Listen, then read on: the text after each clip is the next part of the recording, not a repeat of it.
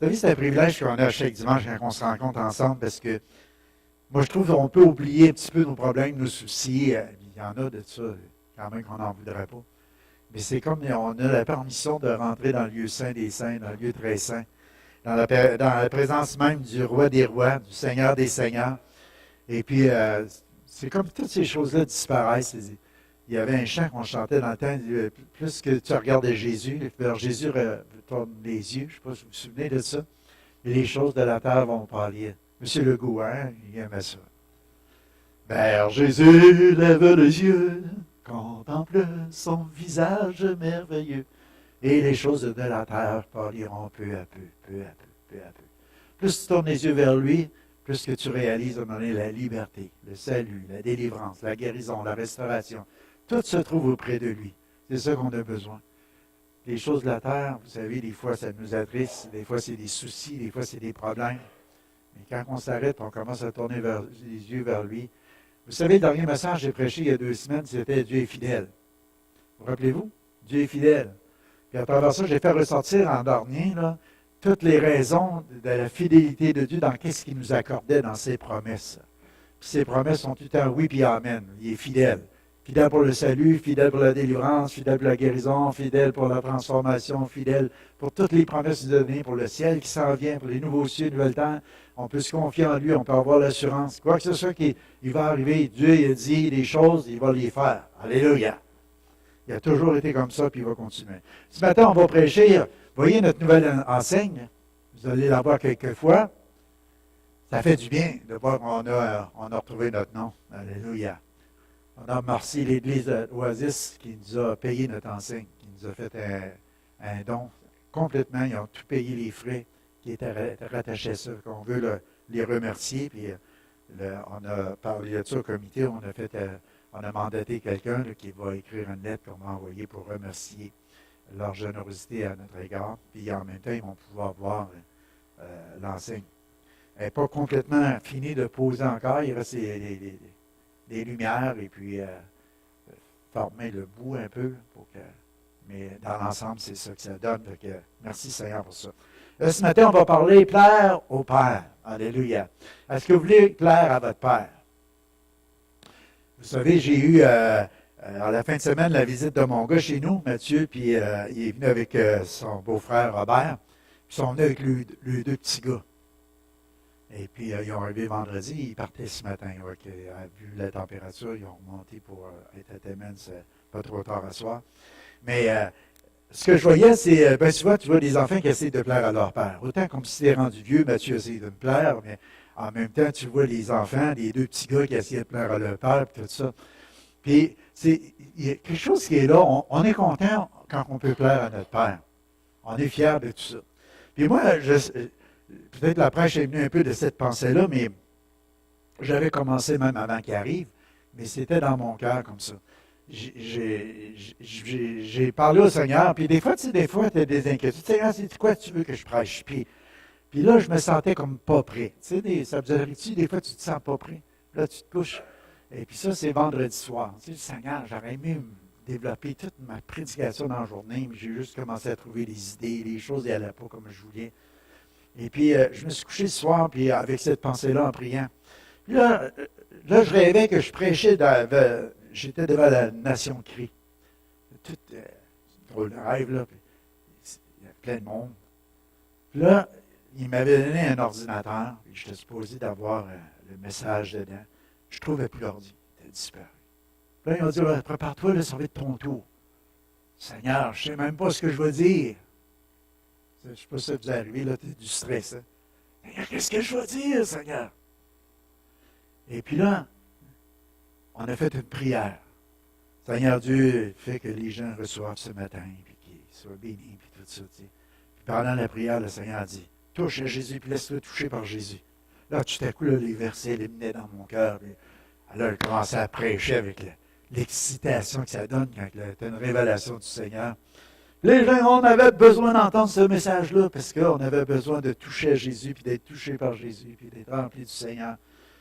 Que j'étais béni du Seigneur, ta fidélité est grande. C'était encore le message qui revenait. Merci Seigneur pour ta fidélité. Des fois, on a des pains et des poissons, puis on a l'impression qu'on n'a pas grand-chose. On dit, Seigneur, bénis, qu'est-ce que c'est qu'on a préparé? Ce matin, c'est ça que je demande au Seigneur, c'est de bénir les pains et les poissons. Parce que le but de ma vie aujourd'hui, c'est pas de... Je ne sais pas, j'écrivais hier, c'est pas l'ambition personnelle. C'est des choses que j'ai passées plus longtemps d'autres choses. Mon but de ma vie, c'est de plaire à mon Père. C'est que mon Père peut se dire, je suis fier de toi. Je suis content de ce que tu fais. Comment tu vis, les choses que tu fais. Je suis fier de ce que tu es, mon fils.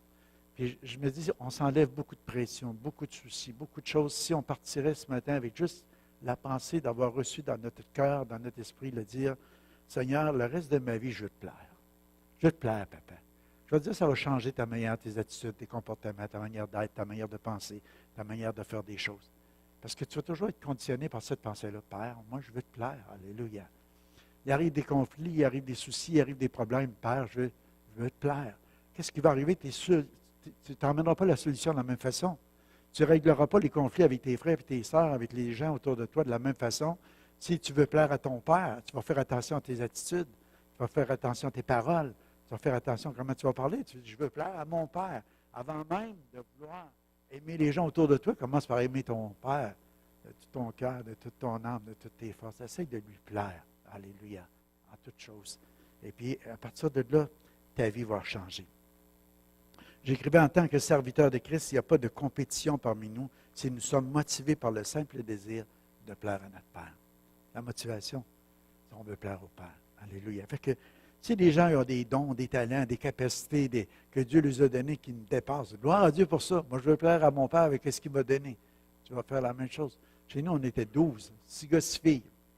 On va dire à Jonathan, tu vas reconnaître un petit peu plus, c'est notre famille. On te souhaite la bienvenue, Jonathan. Je ne veux pas te mettre sur le spot. Mais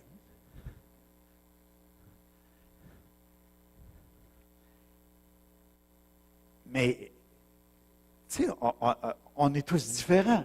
Tu as une famille de 12, on était tous différents. Mais une, on ne l'a pas vécu longtemps, un an et demi, je ne l'ai pas vraiment connue, celle-là.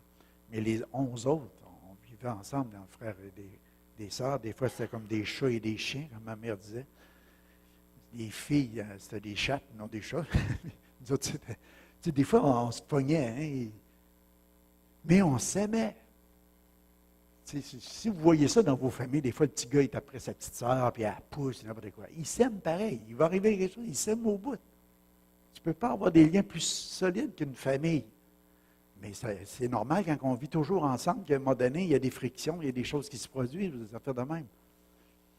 Mais je vais dire une chose, c'est qu'on sait que le père de famille, on veut y plaire. Pas vrai? Sinon, par peur. Qu'est-ce qui peut arriver? C'est lui qui est fort. Non, vous n'avez jamais eu peur de ça, vous autres. Alléluia. Je n'avais pas peur de mon père, j'aimais mon père. Mais quand il m'a corrigé, je m'en souviens encore, puis j'ai 68 ans. Puis on parlait de ça hier ensemble avec Mathieu et Robert, puis on disait, il y a des situations qui se passent des fois, que moi je me rappelle d'une fois, là, mon père, il avait pris son couteau, puis il avait été coupé une petite arbre à peu près longue de même, là. Puis vert, là, tu sais. Ça veut dire que c'était pas sec, ça ne casse pas. Hein. Puis il est venu le chercher sur le voisin. Puis il dit, toi, là, tu ne retournes pas là. Je n'ai jamais retourné. Sans permission. Vous comprenez, je veux dire? C'est qu'il n'avait pas besoin de me le dire 56 fois. Il me l'avait déjà dit, il m'avait dit pas y aller. J'ai évité, OK, j'avais besoin d'une correction. Mais à partir de là, je voulais plaire à mon père. Puis je me disais, quand je n'y vais pas, il est content. Si j'y vais, mais ça me fait mal. On choisit le meilleur côté des choses, non? Alléluia. Aujourd'hui, on est dans cette génération où on dit, regarde, il ne faut jamais te sortir la Vierge. Mais la Bible est encore claire là-dessus, mais je ne vous dis pas que les parents de battre vos enfants. C'est pas ça que je veux dire. Mais il y a un temps pour chaque chose, il faut instruire, il faut corriger des fois aussi. Mais quand on le fait, on apprend l'obéissance par... Je ne pas dans mon message. On apprend l'obéissance par les choses que l'on... Dites-les, c'est marqué dans la Bible. On apprend l'obéissance par les choses que l'on souffre. Souffre. Jésus, il était obéissant à son Père. Wow. Qu'est-ce qu'il avait eu comme souffrance? Père, si c'est possible, éloigne de moi cette coupe. C'était pire qu'un coup de fouet. Il y en a eu combien de coups de fouet, vous pensez? Il s'est fait labourer le dos. l'a fait mettre la couronne d'épines sur la tête, tout ça. Pourquoi? Pour notre salut. Il a payé à notre place le prix de nos fautes.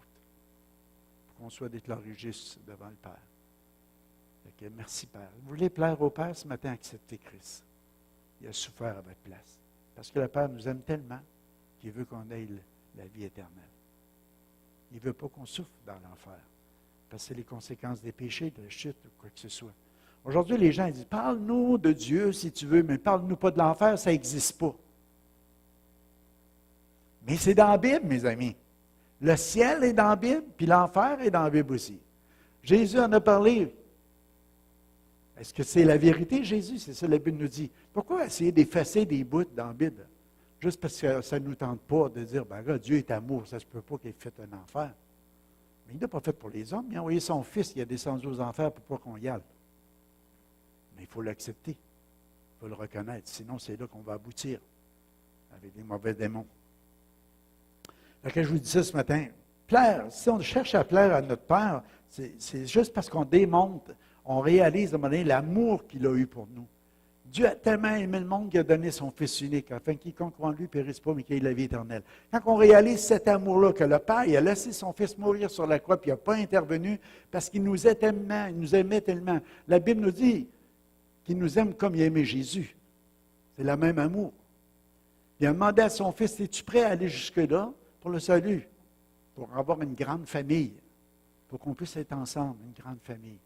Puis Jésus a accepté. Jusqu'au bout. Ça n'a pas été facile, mais il a été fidèle jusqu'au bout. Par les choses qu'il a souffert, il a fait l'obéissance. Mais aujourd'hui, ça nous a accordé quoi? Le salut, la délivrance, la guérison, toutes les bénédictions. Fait qu'on peut être vraiment reconnaissant au Père. Alléluia. Peut-être que vous désirez une relation plus proche, plus intime avec Dieu en tant que votre Père céleste. Pour lui plaire, il faut que tu passes par Jésus. Il y a le chemin, la vérité et la vie. Mais tu peux vivre une relation beaucoup plus intime, bien plus proche de ton Père, à cause de Jésus. Donc, au lieu de dire Dieu, c'est qu'on dit Papa, Papa. Pourquoi? Parce que l'Esprit est répandu dans nos cœurs, l'amour, qui fait qu'on réalise qu'on fait partie de la famille de Dieu, puis on peut dire Papa. Puis quand on dit Papa, ça fait plaisir à mon Père. C'est agréable au Père. De savoir qu'on est ses enfants, puis on le reconnaît comme notre Père. Ça lui fait plaisir. Parce qu'il sait qu'il n'a pas offert son Fils unique, Jésus, pour rien. Mais pour qu'on puisse revenir à la maison. Qu'on puisse avoir cette relation-là de Père et de Fils. Alléluia. Croire, demander, puis recevoir l'amour du Père. Croire, demander, puis recevoir l'amour du Père. Père, j'en veux! Hey! J'en veux! Hey! En voulez-vous de l'amour du Père? Alléluia. C'est au présent. C'est pour aujourd'hui. Ce n'est pas juste une expérience d'une journée ou d'une fois dans ta vie. Continuellement, tu peux être rempli de l'amour du Père. Alléluia. Tu veux vivre l'intimité avec le Père. Pourquoi se passer de ça? Un matin, là, j'avais le plaisir, le petit Olivier, il est venu me voir, il m'a fait un gros câlin. Salut, pépé. Je ne suis pas son pépé, mais pour lui, là, j'étais son pépé. Après ça, William vient me voir un gros câlin. Hier, Élie, avant de partir, tous tes petits-enfants viennent te voir et te font des câlins. Wow! Ça, c'est grand-père. Mais un père, c'est pareil. Et hier, c'était ma fille, Geneviève, elle vient de donner un bec. Ah, c'est ma fille. Tu plais à ton Père juste en démontrant de l'amour, de la reconnaissance, en lui disant merci. Alléluia. Ça plaît au Père. Ça plaît au Père. De croire, demander puis recevoir l'amour. C'est tellement simple, mais c'est tellement complet en même temps. Alléluia. J'aime savoir réaliser profondément tout son salut pour ma vie à moi. En disant, c'est mon secours, c'est mon défenseur, c'est mon assistant, c'est mon soutien, c'est mon protecteur, c'est mon champion, c'est mon leader, c'est mon Père qui est le plus fort. J'aime ça, juste m'arrêter là-dessus. C'est mon Père. Alléluia. Ça plaît à mon Père de voir des enfants qui reconnaissent qui il est pour eux. Alléluia. Pourquoi je m'inquiéterais? Mon Père m'aime. Mon Père a prouvé son amour déjà envers moi. Mon Père va me défendre. Mon Père va me protéger. Mon Père va me garder. Mon Père, il va tout faire pour moi. Comprends? Que ça, c'est mon Père céleste. Alléluia. Donc, on va aller à la suivante, mais c'est juste pour vous dire ce matin, apprécier. Puis je l'ai mis comme thème de toute la prédication, plaire au Père Céleste. Parce que comment est-ce que je peux lui plaire? Jean 8, 29, il dit, celui qui m'a envoyé est avec moi. Il ne m'a laissé seul parce que moi, je fais toujours ce qui lui est agréable. Ça, c'est une déclaration que Jésus a faite. C'est le Père qui l'a envoyé. Il ne m'a pas laissé tout seul parce que moi, je fais toujours ce qui lui est agréable. Donc, on est en train de réaliser que quand on obéit à Papa, il y a quelque chose qui fait, c'est qu'on n'est jamais tout seul. Il est toujours avec nous autres. Il nous bénit. On marche dans l'obéissance. La vie de Jésus, c'était de plaire à son Père. Puis il était capable de dire, j'ai tout fait parce que tu m'as demandé d'accomplir. J'ai tout accompli. Ça, c'est à cause de l'intimité et de la relation. Et quand on entretient ça par Jésus avec le Père, c'est qu'à un moment donné, on veut lui plaire, fait qu'on veut mettre en pratique tous les commandements ou la parole. Et si vous m'aimez, vous demeurez dans mon amour, vous gardez mes commandements. Puis ces commandements ne sont pas pénibles. Et si vous voulez tout accomplir la loi, t'aimes Dieu, t'aimes ton prochain comme toi-même. Ça se réduit à ça. C'est l'amour. L'amour, on ne fait pas de mal à notre prochain. On a une dette qui n'est jamais remboursée, c'est de s'aimer les uns les autres. C'est bien mieux que de s'haïr les uns les autres, non? C'est plus facile de s'aimer. En tout cas, moi, j'aime mieux ça parce que l'amour est répandu. Ce n'est pas la haine qui est répandue dans nos cœurs. Ce n'est pas l'indifférence. Ce n'est pas la colère. C'est la douceur. C'est l'amour. La maîtrise de soi. La tempérance. C'est toutes les choses qui décrivent l'amour. C'est ça que Dieu déverse dans nos cœurs. La constante et parfaite obéissance du Fils, parce que je fais toujours ce qui lui est agréable. C'est comme si le Seigneur il disait, moi je veux vivre une vie à part des gens du monde. Je veux plaire à mon Père. Je veux vivre une vie de sainteté. Tu sais, de vraiment réaliser le mot saint qui dit, regarde, je ne suis pas comme les autres. Je veux plaire à mon Père. Je veux plaire à mon Père. Fait que dans ma conduite, pour ça je vous disais tantôt, dans vos attitudes, vos comportements, quand tu as réglé des problèmes, n'importe quoi, la vraie motivation, je veux plaire à mon Père en faisant ça. J'écoutais hier un père qui disait à son fils, « Regarde, lui, il t'a donné une poussée, bien là, tu devrais juste parler avec lui. Regarde, que je t'ai montré comment faire entre deux frères, comment régler le problème. » Ça, c'est un père. Fait que le fils, il va dire, « Oui, je veux plaire à mon père, bien, je vais faire comme il veut, comme il m'a demandé. » Parce que c'est la meilleure façon de résoudre les petits conflits ou les choses qui peuvent arriver. Que le Père, c'est rien de mieux. 2 Corinthiens 3, 18 nous dit, « Nous tous qui le visage dévoilé, reflétons comme un miroir la gloire du Seigneur, nous sommes transformés à la même image de gloire en gloire, comme par le Seigneur, l'Esprit. » Fait qu'on peut suivre les pas de Jésus, ressembler à Jésus, être transformé de gloire en gloire, par l'amour qui est répandu dans nos cœurs, par le Saint-Esprit qui vient et qui nous transforme, qui nous rend à l'image du Seigneur. Fait qu'on devient comme sa renommée, on devient comme sa réputation. Quand les gens regardent à nous, ils voient Dieu. Tu sais, la Bible a dit, on est le sel de la table, la lumière du monde. Comment est-ce qu'ils peuvent voir Jésus? C'est à travers l'Église aujourd'hui. C'est à travers les croyants, c'est à travers chacun de nous autres.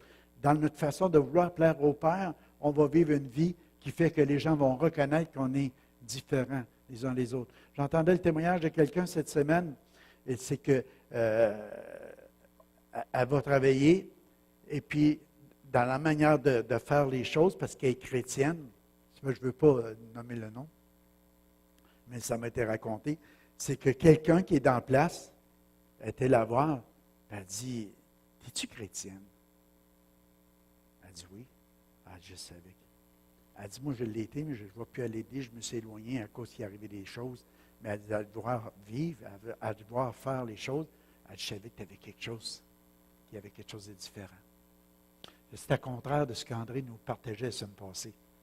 Il disait qu'il allait à la taverne, le gars était avec, il prenait un coup comme un bon, et puis pendant des années, pendant un an, mettons, puis à un moment donné, il s'en va dans un ralliement d'église, il voit le gars en train, « Ah, t'es chrétien, comment ça fait que t'es sauvé? » Ah, ça fait qu'au moins 15 ans. Mais où est la différence? C'est ça qu'André disait, je lui reprochais de ne pas m'avoir parlé de Jésus. J'aurais pu aller en enfer à cause de lui parce qu'il ne m'a pas donné le message. Mais le Seigneur n'est pas limité à une personne. Vous comprenez? Si tu ne partais pas d'ici avec la culpabilité, parce que tu n'as pas témoigné à ton voisin. Mais la semaine prochaine, on a une activité spéciale. Vous voulez que l'Église soit remplie, que des gens soient sauvés puis transformés? Invitez-en. Puis c'est familial. Ça veut dire que le gars qui va venir faire de l'illusion, là, il va prêcher l'Évangile avec l'illusion, avec les marionnettes, et il veut s'ajuster à tous les gens qui vont être là, avec les familles. Moi, j'ai dit, c'est familial, on va s'ajuster pour la famille. Invitez des jeunes familles qui ont des enfants, venez avec vos enfants. Le lendemain, il n'y a pas d'école, OK? Quand même qui se couchera plus tard. C'est une bonne cause. Puis qui sait que tes propres enfants, dans quelques années, ils vont dire, ce soir-là, j'ai compris quelque chose avec Jésus. Ce soir-là, j'ai donné ma vie à Jésus. Tu vois, s'il aurait fallu les exempter de venir là ce soir-là. Je vous encourage. Amen. La semaine prochaine, on va avoir une journée spéciale à l'Église, du matin jusqu'au soir. Emmenez pas votre lunch, emmenez de l'argent seulement. C'est bon? OK. C'est juste parce qu'il va y avoir des repas. Il va y avoir le midi puis le soir, fait que vous donnez un peu. Si vous avez manqué, si vous manquez d'argent, allez me voir, moi je n'ai plein. Okay. Amen. Alléluia. Il ne faut pas le dire à tout le monde. Okay. Alléluia. Où est-ce qu'on est rendu? Je vais vous poser quelques questions. Ah, il faut que j'aille plus vite que ça parce que je suis encore sur la deuxième. Il y en a 7. Wow! Elle dit, ça me décourage. Non. Nous sommes la lumière du monde et celle de la terre. Regardez. Sommes-nous estimés de grande valeur par nos semblables? Quel prix que tes semblables vont mettre sur ta vie? Est-ce qu'il t'a été estimé de grande valeur par les gens qui sont autour de toi? Tes enfants sûrement. Ah, ça, c'est paix. Ça, c'est maman. Ça, c'est ma soeur. Ah, ma soeur, elle a des talents incroyables. Je la connais plus. Ça veut dire, plus qu'on connaît quelqu'un, plus qu'on connaît sa valeur. C'est la même chose avec notre Père Céleste, c'est la même chose avec Jésus, c'est notre chose avec nos relations les uns avec les autres. Mais quelle valeur? Comment est ton amour pour le Père Céleste ce matin? Comment est ton amour pour Papa? Puis tes semblables autour. Tu peux-tu mesurer ça? C'est difficile à mesurer. Mais c'est bon à réfléchir, par exemple. Comment est-ce que j'aime Dieu? On a eu tellement de beaux chants ce matin. C'est toujours des beaux chants, on va dire, c'est à chaque fois. Mais à un moment donné, tu sais, j'ai de la misère à le dire, mais crucifié, abandonné, seul, tu sais, comme une rose foulée aux pieds. Je ne sais pas quel effet que ça vous fait, mais moi, ça me fait pleurer. Ça, c'est mon Jésus. On l'a écrasé comme ça. Pourquoi? Pour que j'aie le salut, que j'aie la délivrance, j'aie la guérison. Fait que, comment est ton amour pour le Père qui a donné son Fils? Comment est ton amour pour Jésus? Comment tu réponds à ça? Je veux te donner ma vie, Seigneur.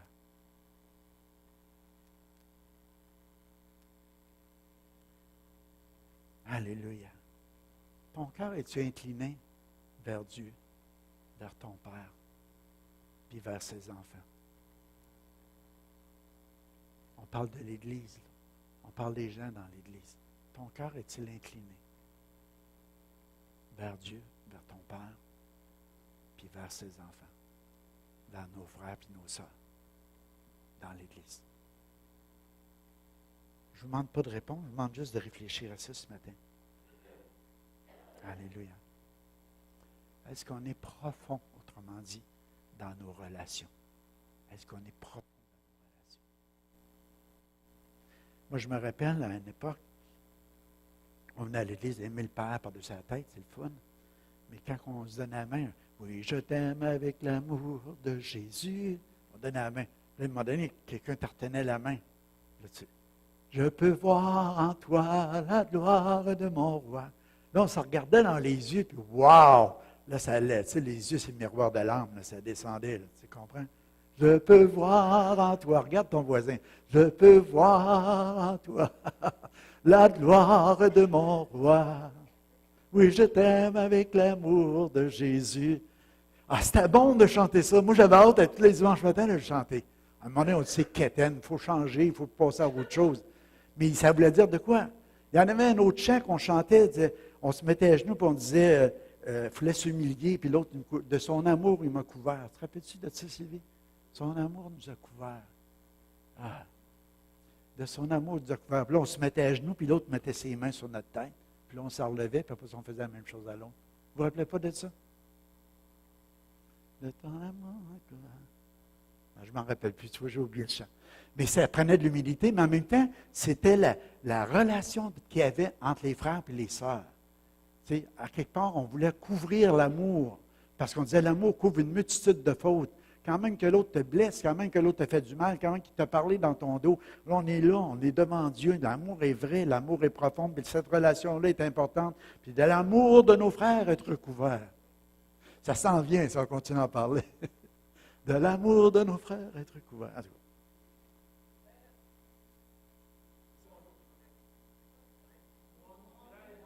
Ah, ouvrons-nous tout grand les uns aux autres, sans peur d'être jugés ou repoussés.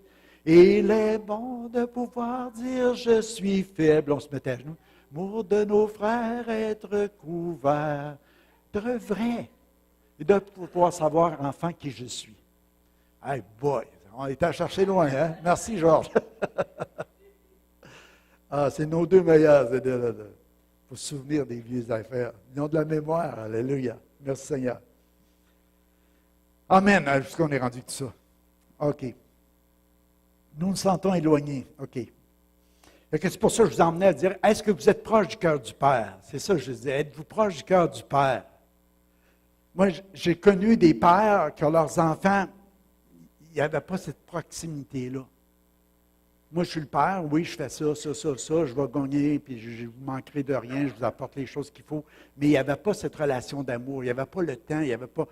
Même chez nous, mon père, c'était un homme qui était tellement généreux, beaucoup de cœur, beaucoup d'amour, mais de prendre du temps pour jouer avec nous autres, il n'y avait pas le temps. Comme moi, j'ai marché un peu sur ses traces, mettons, avec mes enfants aussi, je manquais de temps pour jouer. Mais ma mère, par exemple, elle nous a lancé la balle. On s'en souvient, ma mère, elle nous a lancé la balle avec nous autres dehors. Puis, elle voulait jouer un peu pour être proche, être plus proche dans ce côté-là. Mon père, lui, était proche avec lui quand il me disait, on va aller chercher les vaches. Il fallait les tirer, là, comme les traires. Fait qu'il disait, garde, on va emmener à Carabine, puis on va faire un petit tour dans le bois. On va emmener à 22, puis on va tirer quelques perdrix. Ah ben, mon gars, ça arrivait à peu près 2 fois par année, mettons, dans le temps de l'automne. Là, c'était la fête, là, je m'en souviens encore. Je me rappelle, mon père prenait un crayon, comme ça, il mettait ça sur un piquet. Là, on se reculait à peu près à 25-30 pieds, mais là, il faut couper le crayon. Là, il dépensait des balles, mon gars, pour couper un crayon. Là, il était vraiment généreux. Oubliez tout ça, OK. Alléluia. C'est des bons souvenirs. Mais c'est des choses importantes. Des choses que j'ai vécues avec mon père, là, c'était toujours au travail, parce qu'on travaillait tout le temps. Mais d'aller ébûcher du bois, on voulait traverser une rivière, aller l'autre bord. Puis là, on se plantait 2 petites arts, tu sais, des choses comment on dit ça, des Y, là. On mettait un bâton là-dessus, il faisait chauffer une petite canne avec du thé. On buvait ça. Moi, du thé, je ne buvais pas ça, mais là, parce que c'était fait dehors, là, tu sais, avec des bonnes sandwichs. On se couchait des fois en dessous d'un rack, on dormait insomne. Tu sais, le midi, on faisait des foins, il faisait chaud. Il fait trop chaud, on va se calmer, on va s'en aller en dessous. Ah, c'était rêvé. Ou mon père, là, je vous donne les meilleurs moments de ma vie, OK, un matin. Pour ça, je pouvais plaire à mon père.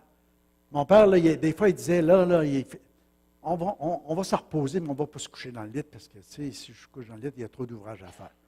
On rentrait en dessous de la table avec une peau de carriole. Tu sais, une peau de carriole, je ne sais pas si vous avez connu ça, mais une peau de mouton.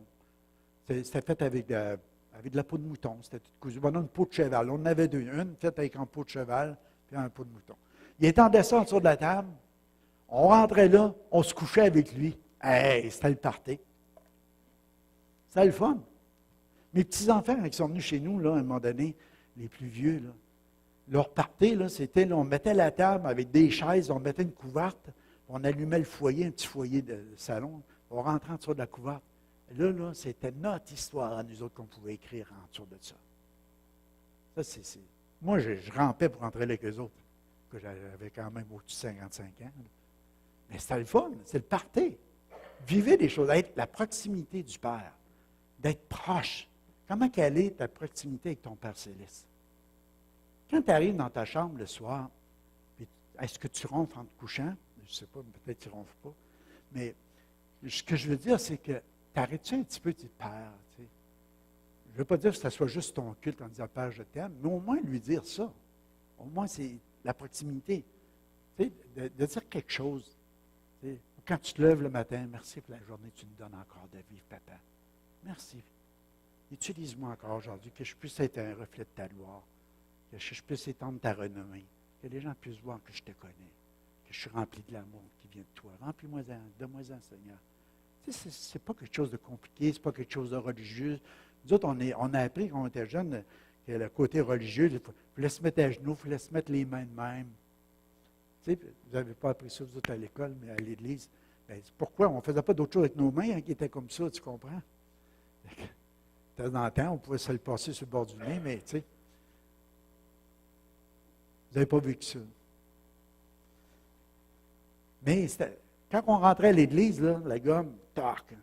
T'as pas de même, vous autres? Jamais de la gomme dans une église. Ça se fait pas, on ne mange pas de gomme dans l'église. Ça, c'était la loi un peu. Mais la vraie raison, je vais vous dire, c'est pour ne pas les retrouver collés sur les bancs, puis personne n'aille après eux autres. C'était ça. Alléluia. Alléluia. Mais si je vous dirais ce matin, nous sentez-vous éloigné ou à l'écart de lui? Comment vous vous sentez là, à l'instant même, là, maintenant, là, au moment qu'on se parle, vous sentez-vous proche du Père ou je suis en train de parler de quelque chose que pour vous autres, c'est pas là? Il n'est jamais trop tard, mais Dieu dit, Père, moi je veux cette relation-là avec toi, je veux te plaire, je veux vivre quelque chose d'intime, de profond, de vrai. Alléluia. Si on mettrait une échelle jusque sur 10, là, 0 à 10, je ne sais pas si vous avez déjà entendu ça, là. On met une échelle. C'est où que tu pourrais te dire que tu es 1, 2, 3, c'est à toi, c'est entre toi et lui à matin. Tu dis, Père, je pense, je suis peut-être juste au milieu, mais je devrais développer un peu plus cette relation-là avec toi. Vivre encore plus d'intimité avec toi. Si Jésus reviendrait à l'instant même, qu'est-ce qui va arriver? C'est là que ça va décrire ta relation. Imagine, là, il est là, voici, il vient. Wow! Au bonhomme, attends, je ne suis pas prêt. On va faire un peu d'ordre dans ma vie avant. Hein, c'est le moment, c'est le temps. Si ça fait ça, matin, dans ton cœur, c'est le moment, c'est le temps. Mais ça en règle tout de suite. Pas long, hein? Seigneur, pardonne-moi, purifie-moi, Seigneur. Donne-moi de voir avec les yeux de l'amour. Remplis-moi d'amour, Seigneur. Je veux te plaire, alléluia. Je fais un bon choix ce matin. C'est de plaire au Père. On va aller à la suivante. Il dit 1 Timothée 1,5. L'ordre que je te donne ici a pour but de faire grandir l'amour qui vient d'un cœur pur, d'une bonne conscience, ou conscience bonne, et d'une foi sincère. C'est qu'à quelque part, il faut comme faire grandir notre amour pour lui. Vous voulez plaire au Père ce matin? Faire grandir. Comment est-ce qu'on peut faire grandir? Il y a 3 éléments qui sont là. Un cœur pur, une bonne conscience, puis une foi sincère. Ça, tu vas plaire à ton Père. 3 éléments importants. 3 choses essentielles. Un amour pur et saint pour ton Père. Un cœur pur. C'est ceux-là qui vont voir Dieu. Alléluia. Heureux ceux qui ont le cœur pur. Ils verront Dieu. Une bonne conscience. Conscience, vous savez, c'est là qu'on prend des décisions. Une bonne conscience. C'est régi par la parole de Dieu. Par l'épée de l'Esprit. On veut faire des choses pour plaire à notre Père. Alléluia. En obéissance à sa parole. Avec une foi sincère, parce qu'on croit en lui. Isaïe 51:3 nous dit, « Ainsi l'Éternel va consoler Sion, il aura pitié de ses ruines, il fera de son désert un Éden, et de sa terre aride un jardin de l'Éternel.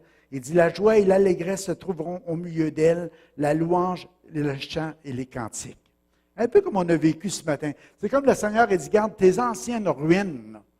Moi, là, je vais en faire un jardin d'Éden, un jardin de plaisir. C'est ça que ça veut dire. Ta vie est ruinée, c'est tout croche, c'est tout de travers. Tu viens à Jésus, Seigneur, dis, garde, c'est ça que je te donne, un paquet de troubles. Seigneur, il dit, garde, ce paquet de ruines-là, moi, je vais faire quelque chose avec ça, je vais en faire un jardin de délices. Un jardin de délices pour l'Éternel. De ta vie. Parce que Dieu a la capacité, parce que mon Père il est le Tout-Puissant, parce que mon Père il a cette puissance-là qui peut prendre un tas de ruines et en faire le plus bel édifice. Alléluia. Tu vas en faire partie. Tu vas juste lui donner ton tas de ruines ce matin. Alléluia. Seigneur, je ne sais pas si tu vas faire avec ça, moi, c'est dégueulasse. Et tu vas voir. Démolis. Démolis de tout ton cœur. Tu vas voir ce que je vais faire avec ta vie. Regarde, moi, il a fait un prédicateur qui aurait dit ça. Ma femme, j'ai vu ton visage. Tu crois au miracle. Alléluia. Il va reconstruire sur les ruines de ta vie. Il va reconstruire. J'écrivais, notre plus grand besoin, c'est que les yeux de nos cœurs s'ouvrent et voient les desseins du Père Céleste. Si on pourrait commencer à voir les plans de Dieu. Qu'est-ce que Dieu veut faire avec ma vie? Seigneur, je veux vivre cette intimité-là où est-ce que tu vas me révéler qu'est-ce que tu veux faire avec ma vie? À quoi tu m'appelles? Qu'est-ce que tu veux que j'accomplisse? Qu'est-ce que tu veux que je fasse? Dieu va nous enseigner plein de choses. Amen. J'écrivais, marchons dans une vision qui communique une espérance vivante. On parle des trois mots, là. Amour, espoir, un espoir vivant, puis aussi la liberté qui apporte la vérité. Mais un espoir vivant. Béni soit le Dieu, le Père de notre Seigneur Jésus-Christ, qui, selon sa grande miséricorde, nous a régénérés pour une espérance vivante par la résurrection de Jésus-Christ d'entre les morts. Ça, c'est que le Seigneur est en train de te dire, regarde, mon fils, il est mort sur la croix. Ils l'ont crucifié. Il a rendu le dernier soupir. Puis il dit, Père, tout est accompli, puis il est mort. 3 jours après, il l'a ramené à la vie. Mais il dit, regarde, ça, c'est ton espérance qui est vivante pour ta vie. Tu étais des ruines, mais je suis capable d'en faire une vie nouvelle. Alléluia. Une vie transformée. De gloire en gloire à l'image de Christ. Par l'Esprit qui va répandre dans ton cœur. Tu avais de la haine, tu vas être rempli d'amour. Tu avais du désespoir, tu vas être rempli d'espoir. Dieu va le faire. Pourquoi? Parce que tu regardes à Jésus, tu te gardes de mort, il est devenu vivant, puis il vit éternellement. Qu'est-ce qu'ils ont fait avec Jésus? Ça nous dit 40 jours après, il y a eu l'ascension, il est monté au ciel. Il a été enlevé. Alléluia! C'est ça qu'on va vivre. On va marcher sur ses traces. Parce qu'on va plaire au Père. Alléluia! À cause de Jésus. C'était le projet du Père. C'était le plan du Père. Père, montre-moi tes dessins. Il dit, garde, sans dessin. J'ai donné mon fils. Prends le chemin, viens jusqu'à moi. Je t'ouvre le chemin. Tu vas vivre une intimité profonde avec moi. Je vais renouveler l'amour dans ta vie. Puis tu vas voir, tu vas me plaire. Puis en plus, tu vas avoir l'enlèvement. Il va y avoir les nouveaux cieux, il va y avoir les nouvelles terres. Tu vas vivre une éternité dans ma gloire. Une vie sans fin. Heureux dans un pays de délices, de plaisir avec Dieu. Alléluia. Les plus belles promesses. Les plus belles promesses sont pour nous autres. Alléluia. J'écrivais ici, béni soit Dieu le Père de notre Seigneur Jésus-Christ, dans 1 Pierre 1,3, qui, selon sa grande miséricorde, nous a régénérés pour une espérance vivante par la résurrection de Jésus d'entre les morts. C'est qu'autrement dit, nous voyons l'invisible et nous sommes captivés à cause de Christ. C'est la foi. La foi. On croit. Alléluia. On va aller au suivant pour passer en travers. Amen. Marchons dans une vision qui nous communique une vraie espérance. 1 Thessaloniciens 4.1, il dit, « Enfin, frères, vous avez appris de nous comment vous devez vous conduire pour plaire à Dieu. Et vous vous conduisez déjà ainsi. Mais nous vous le demandons et nous vous y invitons, à cause de votre union avec le Seigneur Jésus-Christ, faites toujours plus de progrès dans ce domaine. » Pour ça, j'écrivais, eh bien, progresser encore. Progressons encore ensemble. On peut progresser dans l'amour encore. Alléluia. C'est ça qu'il nous demande. Progressons. En grec, c'est dire, comme aussi nous marchons. Ou nous marchons déjà dans l'amour, mais on peut progresser encore là-dedans. C'est jamais fini. Être rempli continuellement. Alléluia. Amen. Alléluia. Moi, je regardais, tu sais, qu'on parle de marche, là, tu sais, qu'on parle comme aussi nous marchons. Mais il y en a un qui a marché pour plaire à Dieu, c'est Enoch, qui a été enlevé. vous rappelez l'histoire? Il dit 365 ans. Il a vécu longtemps. Mais il plaisait à Dieu, puis Dieu l'a enlevé. 365, ça représente comme 365 jours dans l'année. Vous trouvez ça de l'allure? Lui, il a 365 ans. Nous autres, on va mettre ça au quotidien. À chaque année, on a 365 jours. On peut vivre 365 jours pour plaire à notre Père. Puis le Père va nous prendre, puis il va nous enlever. Oh, mais Enoch, c'était facile. Non, ce n'était pas facile. Enoch, il vivait dans la période où ce que les anges, les fils de Dieu, ont trouvé les filles des hommes belles. Ils sont descendus du ciel pour venir vers les hommes, les filles des hommes. Ils ont eu une race qu'on appelait une race de héros, de géants, sur la terre, des hommes qui sont nés de cette union-là qui était pervers. Puis Dieu, il regardait ça, puis il était dégoûté de ça. Puis il dit, il faut arrêter ça. Il dit, il va y avoir un jugement. Mais Enoch marchait avec Dieu dans ce monde-là, pendant cette période-là, puis il a plu à Dieu, puis Dieu l'a enlevé.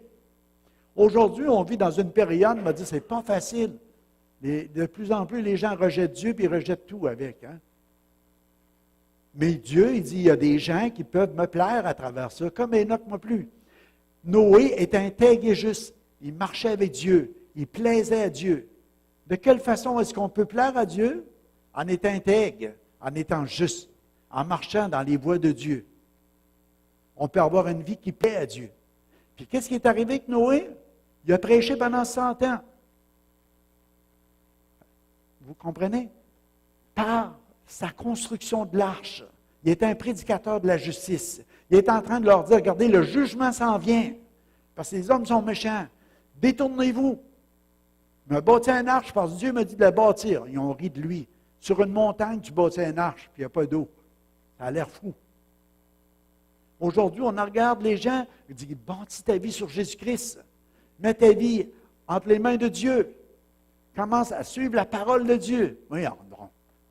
C'est dépassé, ces histoires-là. Ça fait 2000 ans, ça a été écrit la Bible. On ne sait plus d'actualité. Il y a autre chose.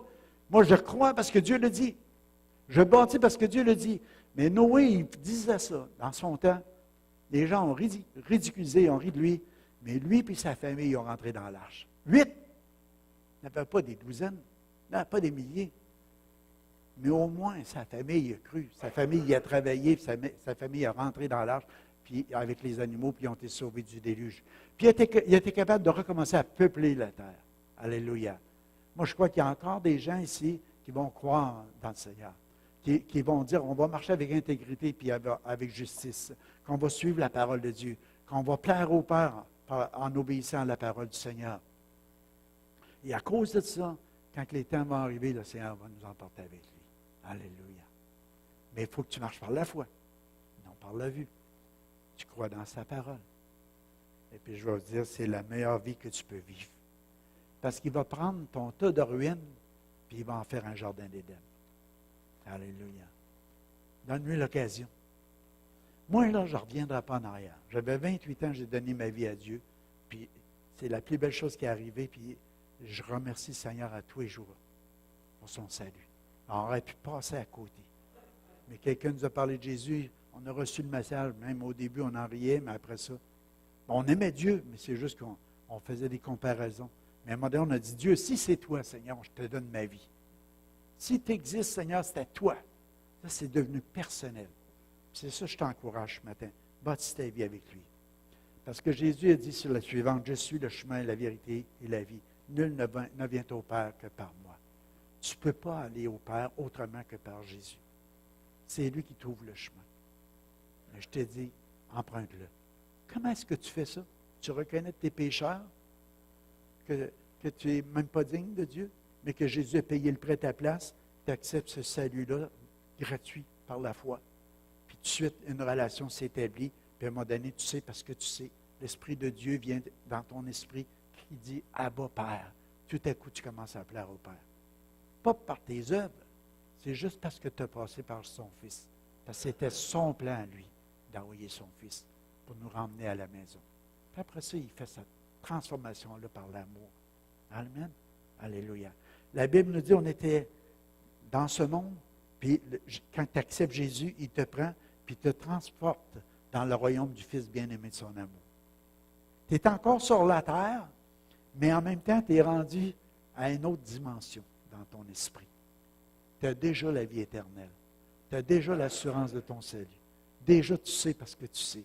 Mais tu es encore là à vivre avec les gens, mais en même temps, tu es rendu là, dans ton esprit. Tu as la sécurité éternelle. Tu sais. Alléluia. C'est pour ça qu'il y en a qui vont mourir dans la joie, puis d'autres vont mourir dans la détresse. Quand tu ne sais pas ce que tu vois, puis l'autre, il sait ce que tu vois. C'est toute une différence. Amen. Alléluia. On va aller à la suivante, parce que je vais sauter des bouts, là, parce que, disons, j'ai dit des choses que je n'aurais pas dû dire. Considérer les autres comme supérieurs à nous-mêmes. Ça, c'est une manière de plaire à notre Père. Comme les membres d'une même famille, aimez-vous les frères, aimez-vous en frères d'une vraie affection vraie et profonde, d'une affection vraie et profonde. Estimez-vous mutuellement, placez toujours l'autre au-dessus de vous et honorez-le comme vous étant supérieur. Soyez les premiers à témoigner des égards. On a déjà quelque chose qui va plaire à notre Père si tu vis comme ça, dans l'humilité. Toujours voir les autres comme supérieurs à soi-même, d'être les premiers à témoigner des égards envers les gens, selon leurs besoins, d'être là, d'être disponible. Autrement dit, c'est comme Jésus dit, je suis venu, il dit, je suis le maître, mais je suis venu pour vous servir. C'est la même attitude. C'est le cœur du serviteur. Fait que le Père a donné le Fils est venu donner sa vie, puis il est venu pour servir, il a lavé même les pieds. Mais il dit, gardez la même attitude que moi, puis vous allez me plaire. Vivez comme ça. Ne considérez pas les autres au-dessus de vous-même, mais plutôt soyez humbles, puis soyez serviteurs les uns des autres. Fait que je n'irai pas plus loin que ça. Là encore, quand même. Alléluia. Alléluia. Je vais vous lire quelques petits versets juste là-dessus. 1 Thessaloniciens 5,11, il dit, « Alors encouragez-vous les uns les autres et construisez la communauté comme vous le faites déjà. » Construisez la communauté. C'est une traduction. Encouragez-vous. Lâche pas, mon ami, ça va aller bien, on va passer en travers. Oui, il ne faut pas lâcher. On sait des fois qu'on a des combats, tout ça. On est en train de construire la communauté. On est en train d'édifier le corps de Christ. On est en train de prendre soin de la famille à papa. Alléluia. Un grand frère, une petite sœur, un petit frère, tu comprends? Il y en a de différents âges. Il y a des nouveaux qui sont dans la famille. Il ne demande pas un petit qui vient de naître de commencer à défaire la table et à laver la vaisselle. Tu comprends? Mais le plus vieux peut faire ça. Je vous donne l'exemple dans le naturel. Dans l'Église, c'est exactement la même chose. Tu as des nouveaux qui viennent de joindre à l'Église. Ils ont besoin d'être encouragés, ils ont besoin d'être fortifiés, ils ont besoin d'être aidés. Il y en a d'autres qui sont plus vieux, ils ont commencé à servir, ils développent leur ministère, le don, le talent. On est en train de bâtir la communauté. Alléluia! Non, je les en un de temps en temps. Vous avez le droit. Si vous criez plus fort que moi, je vais vous dire, ah ouais, aïe, lâche pas. Non, vous comprenez? Il n'y a rien de plus merveilleux que ça, la communauté de Dieu, l'Église de Dieu. Crois-tu encore que les gens, il y a des gens encore qui devraient s'ajouter, qu'il y a des gens qui ne connaissent pas Christ qui devraient connaître Christ? Comment entendront-ils parler? Regarde, Seigneur, utilise-moi. Isaïe, Dieu, il donne une vision. Et puis dans cette vision-là, tout à coup, il dit, Seigneur, mes lèvres sont impures. Il voyait les chérubins dire, Saint, Saint, Saint, l'Éternel des armées, toute la terre est remplie de sa gloire.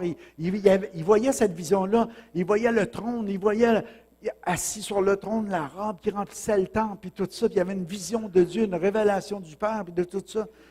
Puis il dit, qui enverrai-je? Il y a un ange qui a volé, il est venu avec une pierre ardente, ça représentait Jésus qui est venu purifier. Puis il dit, envoie-moi, Seigneur. Maintenant, je vais aller parler de toi. Alléluia. Envoie-moi, Seigneur. Avant, il se voyait indigne, mais après, tu es purifié par Jésus. C'est Jésus qui te libère, puis tu as un message à apporter partout. Envoie-moi, Seigneur. Amen.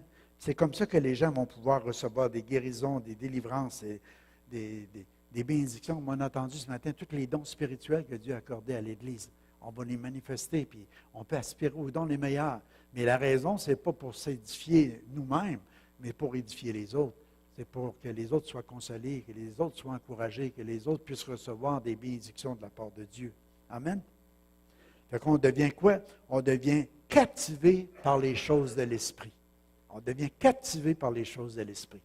Parce qu'on sait que c'est important. Puis à un moment donné, le Seigneur va arriver, un clin d'œil, la dernière trompette. Il est mort en Christ, incorruptible, et nous qui serons changés. On va aller à la rencontre du Seigneur. Alléluia. On va à la dernière. Amen. Je voulais me rendre là. Amen. Éphésiens 5:10, il dit, examinez ce qui est agréable au Seigneur. Marchons d'une manière qui est agréable à Dieu. C'est pourquoi ne soyez pas sans intelligence, mais comprenez quelle est la volonté du Seigneur. Il y a quelque chose qui est dans la volonté de Dieu qu'on devrait discerner, ce qui est bon, ce qui est agréable, ce qui est parfait, ce qui plaît au Père. C'est quoi qui est bon, qui est agréable, qui est parfait, qui plaît au Père? Et soyez pas inconsidérés, soyez pas insensés, soyez pas fous. Arrêtez, mes enfants, comprenez quelle est ma volonté pour vos vies. Ne soyez pas enivrés de vin, c'est de la débauche. Tu peux prendre un verre de vin si tu veux, pas de problème. Mais si tu es enivré de vin, ça c'est de la débauche. Mais soyez au contraire remplis de l'Esprit. Qu'est-ce qui va plaire au Père? C'est quand il voit que ses enfants disent continuellement, Père, remplis-moi d'amour. J'ai besoin d'amour parce que je veux faire la différence dans ce monde. C'est juste par l'amour. Si tu n'as pas l'amour, tu n'as rien. Tu as beau avoir toute la foi pour transporter les montagnes, tous les dons. Si tu n'as pas l'amour, tu n'as rien. Tu veux être rempli de cet amour-là, puis c'est comme ça que tu vas être la renommée, puis la réputation, la célébrité du Père. Parce que tu vas devenir comme lui. Tu vas être animé de l'amour du Père. Alléluia. Soyez pas insensés. Soyez pas inconsidérés. Rachetez le temps. Soyez continuellement remplis d'amour. Alléluia. Ça, tu ne perds pas de temps quand tu prends du temps un peu. Tu dis, Père, j'ai tellement besoin. Remplis-moi du Saint-Esprit. J'ai besoin d'être débordant d'amour. J'ai besoin pour faire la différence dans ce monde de ténèbres. J'ai besoin de ça. Si tu essaies de faire plein de choses puis tu ne prends pas le temps d'être rempli de l'amour, ça n'aura pas d'effet. Il n'y aura pas de résultat. J'ai écouté quelqu'un qui disait qu'il avait entendu quelqu'un témoigner à Mine, où est-ce qu'il travaille. Là, je disais, ça va, c'est un mineur qui m'a conté ça. Mais le gars, c'est un vieux chrétien. Et qu'à un moment donné, il témoigne. Mais il envoie le monde en enfer, comme tu sais. Je veux dire, fait que l'autre, il fait son témoignage par obligation. Puis là, l'autre gars qui m'a conté ça, il lui a dit, tu n'emmèneras jamais personne au Seigneur de la manière que tu témoignes. Il dit, c'est pas juste de témoigner. Il faut que tu démontres de l'attention, de l'amour, il faut que tu montres de l'intérêt. Puis il y a plus que juste annoncer l'Évangile ou juste garocher ça comme on lancerait une pierre. C'est pas ça. Il y a un message d'amour, mais il y a des agissements, il y a des comportements, il y a des attitudes qui font la différence. Puis tout le monde, parce que lui, le gars qui m'a conté ça, il s'est senti obligé de lui dire, parce que ce qu'il entend de tous les autres, lui puis sa religion, puis lui son affaire, puis lui, on ne peut plus l'entendre parler. Parce qu'il témoigne, mais de la manière qu'il témoigne, il n'y a pas un bon comportement. Il n'est pas rempli de l'amour. Il manque un petit élément. Je ne le connais pas, je peux juste vous en parler de même, dans ce que j'ai entendu. Fait que je ne suis pas la médisance, là. Mais c'est juste pour dire, c'est pas ça que Dieu veut qu'on soit. Amen. Mais d'être rempli de l'amour. Fait que Romains 12:1, il dit, je vous exhorte donc, frères, par les compassions de Dieu, à offrir vos corps comme un sacrifice vivant, saint et agréable à Dieu, ce qui sera de votre part un culte raisonnable. Ne vous conformez pas au siècle présent, mais soyez transformés par le renouvellement de l'intelligence, afin que vous discerniez quelle est la volonté de Dieu, ce qui est bon, ce qui est agréable et ce qui est parfait. Que la première chose, t'offre à Dieu. Par les compassions de Dieu, à offrir vos corps comme un sacrifice vivant, saint et agréable. Ce n'est pas quelque chose de mort. Dieu veut que tu sois heureux. Tu as donné ta vie à Dieu. Je t'offre mon corps, Seigneur. Utilise-le, Seigneur. Avec les dons, les talents, les capacités que tu m'as donnés, Seigneur. Quelque chose de vivant. Seigneur, je veux, c'est construire la communauté. Ce que je veux, c'est encourager les gens. C'est aider mes semblables. Je veux que ça soit fait, mais pas parce que, oh là, je suis obligé encore. Non, non. Tu fais ça avec de la joie, avec la paix, avec l'amour, avec tout ce qui est le royaume de Dieu. Parce que le royaume de Dieu est en toi. Alléluia. Ta relation que tu as avec ton Père, tu sais quoi? Ça se manifeste avec tes frères et tes sœurs, avec l'Église, puis avec les gens du monde en dehors, parce que tu es rempli d'amour. Alléluia. Soyez pas inconsidérés. Comprenez quelle est la volonté du Seigneur. Être continuellement rempli de l'amour de Dieu. Amen. Alléluia. Je marquais, marchons dans une vision qui nous communique une espérance vivante. C'est l'atmosphère du royaume. Commencez à voir avec les yeux du cœur. Commencez à voir avec les yeux du cœur. Je ne veux pas aller trop loin parce que j'ai dépassé mon temps, mais commencez à voir avec les yeux du cœur. Avec le cœur rempli de l'amour. Les choses sont tellement, tellement différentes de la manière qu'on va agir, de la manière qu'on va se comporter. Avec les yeux du cœur. Fait que Père, remplis-nous. Cette semaine, profitez-en. J'ai dit, Seigneur, il y a quelqu'un que peut-être, Seigneur, que tu connais, que moi je connais, que tu voudrais qu'il puisse te connaître plus intimement. Tu vois que cette personne-là est prête. Bien, garde. Prie pour elle, invite-les la semaine prochaine. Tu vas voir la différence. On peut rester surpris de voir ce que Dieu va faire. Amen. Alléluia. J'espère que je vais juste stimuler. Moi, je crois qu'on n'a rien vu encore de ce que Dieu va faire dans notre région. Je pourrais vous dire, écoute, tu fais 30 ans, puis regarde, des fois, on regarde ce qu'on voit. Non, c'est pas ça qu'il faut regarder. Il faut regarder juste si on est en santé. Tu sais, un couple en santé, ils ont des enfants, non? Si tu as une bonne relation avec le Père, tu as une bonne communion, une bonne intimité, tu vas vivre rempli d'amour, puis tu vas avoir un impact autour de toi. Puis à un moment donné, les gens vont venir au Seigneur. On ne les verra peut-être pas tout de suite à l'Église, mais ils vont s'ajouter au royaume de Dieu. Puis à un moment donné, ils vont venir à l'Église. Je crois qu'il faut qu'ils viennent à un moment donné à l'Église. Hein? Dieu veut qu'on soit ensemble comme une famille, une belle famille. Puis je veux dire, quand j'ai rencontré un ami cette semaine, un membre de notre assemblée, qu'on voit moi, puis je disais, regarde, c'est ton choix, mais regarde ton agenda, puis mets une priorité. Au moins une fois par mois, viens à l'Église, tu sais, une fois par mois, tu sais. Avec amour, je lui ai dit ça pour lui, puis j'ai dit, regarde, moi, tu me manques. On ne va pas à l'Église juste pour soi. On va à l'Église pour les autres.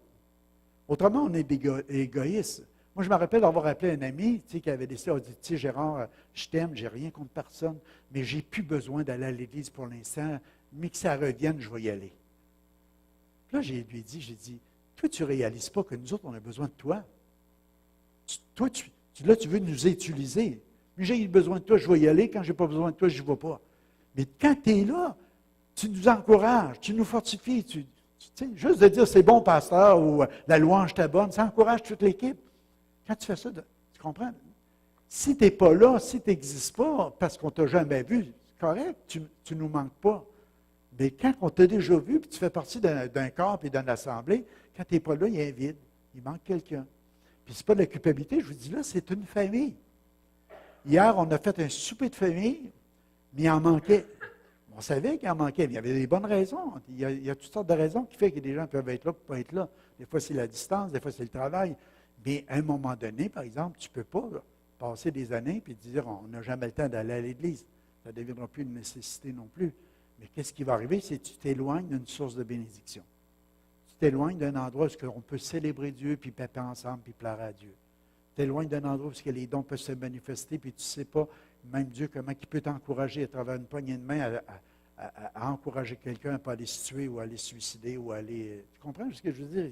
Il arrive tellement d'événements, des fois, dans la vie, quand quelqu'un il passe... Le mois de janvier, février, là, c'est les pires mois de l'année. Dis à quelqu'un même. Mais ça pourrait être les plus beaux. Là. Parce que si l'Église, on réalise qu'avec tout l'amour que le Père nous donne, on va être plus conscient des gens qui sont autour de nous.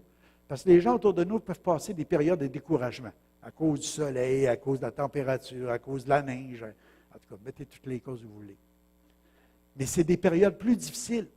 Ça, c'est statistiquement parlant. Là. Mettez-moi un gros spot 250 là, sur la tête, là, puis laissez-vous remplir de lumière. Non. Il y en a qui le font. Mais ce que je suis en train de te dire, par exemple, c'est que l'Église ensemble, c'est le rayon de soleil de Dieu, c'est l'amour de Dieu, c'est la grâce de Dieu. Il y a quelque chose qui fait qu'on en recharge nos batteries ensemble. Puis quand on en repart, on est encore capable de passer la semaine. Puis merci Seigneur pour l'Église. Merci pour les frères et les sœurs. Merci pour la famille que tu m'as donnée à Amos. Merci Seigneur. Puis la famille de Dieu, elle ne s'arrête pas ici, mais là, on est ici parce qu'on fait partie de la communauté, de la localité. Mais elle s'étend tout partout. Cette semaine, on a une rencontre, priez pour nous autres avec les pasteurs de la région. On a un ministériel mardi. Mais j'ai hâte. On ne s'est pas vu depuis le mois de début décembre, les pasteurs. Ceux qui étaient là au début décembre, s'il en manquait, là, on va se ressourcer ensemble, on va prier les uns pour les autres. Ça, c'est une famille plus élargie des responsables des communautés de l'Abitibi-Témiscamingue. Merci Seigneur pour ça. C'est bon d'être ensemble. La Bible dit, psaume 133, je finis avec ça, « Ah, qu'il est bon, oh, ce qu'il est doux, oh, ce qu'il est agréable pour des frères et des sœurs d'être ensemble. » C'est comme l'huile qui est répandue sur la barbe d'Aaron, qui coule sur le bord de son col, de son vêtement. Ça nous dit, c'est comme la rosée de l'Hermon, mais c'est là que Dieu envoie la vie, la bénédiction pour l'éternité. C'est là que Dieu envoie la vie, la bénédiction pour l'éternité. C'est à cet endroit-là, quand la famille est ensemble, c'est la vie. C'est la bénédiction. C'est la meilleure place où on peut être. Amen. Alors, on se lève ensemble. On met une petite musique en arrière ou n'importe quoi. Bien, une musique serait mieux que n'importe quoi. Mais on étend nos mains autour. On se regroupe, l'Église. On se colle les coudes ensemble un peu un matin. Mets la main sur ton frère, ta soeur, à gauche, à droite. Sortez des allées, allez sur l'autre bord. Qu'il y ait un contact, tout le monde ensemble. OK? Toute la gang de gauche, de droite, c'est à droite pour moi, c'est à gauche pour vous autres, vous emmenez ce bord-là. Venez-vous-en, c'est tout au centre. Venez-vous-en. C'est important maintenant. On se colle ensemble comme communauté. Venez-vous-en ce bord ici, la fille. Lâchez-vous les rouillards, hein, non les curados. Venez. Vous êtes le corps de Christ. Vous êtes la famille de Dieu. Peuple de la terre, réjouissez-vous. Alléluia. Père, j'appelle la bénédiction sur cette communauté ce matin. Ta présence, Seigneur. Tu dis, c'est bon, c'est doux, c'est agréable pour des frères et des sœurs d'être ensemble. C'est la vie. Seigneur, que ta vie descende, que ton amour descende, que ton fleuve d'amour descende maintenant dans cette Église. Seigneur, tu viens souder ensemble ton corps, Seigneur, tous les frères et les sœurs, Seigneur. Oh Seigneur, on veut s'encourager, on veut s'édifier, on veut bâtir la communauté. On veut être unis ensemble, on veut être forts ensemble. Père, je te prie, Seigneur, de répandre ton onction, ton Saint-Esprit. On ne veut pas être inconsidéré, Seigneur. On veut avoir du sens ce matin. On veut avoir de la sagesse, Seigneur. On veut être rempli de ton amour. On veut être rempli de ton esprit. On te le dit, Père, on a besoin d'être rempli de toi. Déverse sur nous par ton esprit, ton amour, Père. Unis-nous ensemble, Seigneur. Qu'on soit proches les uns des autres, Seigneur. Qu'on se garde les uns des autres, Seigneur. Qu'on se supporte les uns des autres. Qu'on s'aide les uns les autres. Qu'on s'aime les uns des autres. Dans cet amour, Père, que toi-même, tu déverses en nous. Et c'est ma prière ce matin. Seigneur, guéris en ce lieu. Restaure en ce lieu, Seigneur. Libère en ce lieu ce matin. Tu rends libre, Seigneur. Ta parole nous rend libre, Seigneur.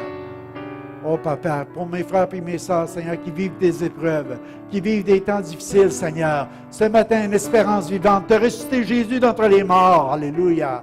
Père, il n'y a pas de situation trop difficile que tu ne peux pas relever ce matin, que tu ne peux pas délivrer, que tu ne peux pas guérir, tu ne peux pas restaurer, Père. Au nom de Jésus, ce matin, nous demandons, Seigneur, que chacune de tes promesses, Seigneur, s'accomplisse dans la vie de notre famille, Seigneur, dans la vie de nos frères et sœurs. Père, c'est ma prière ce matin. Et chacun de nous, on prie pour le meilleur, pour nos voisins, nos voisines, Seigneur. Au nom de Jésus. Puis bénis notre témoignage de cette semaine, Père. On veut voir des âmes venir à toi.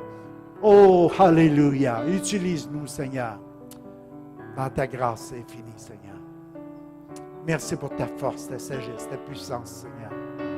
Bénis mes frères, bénis mes sœurs, au nom de Jésus ce matin. Amen.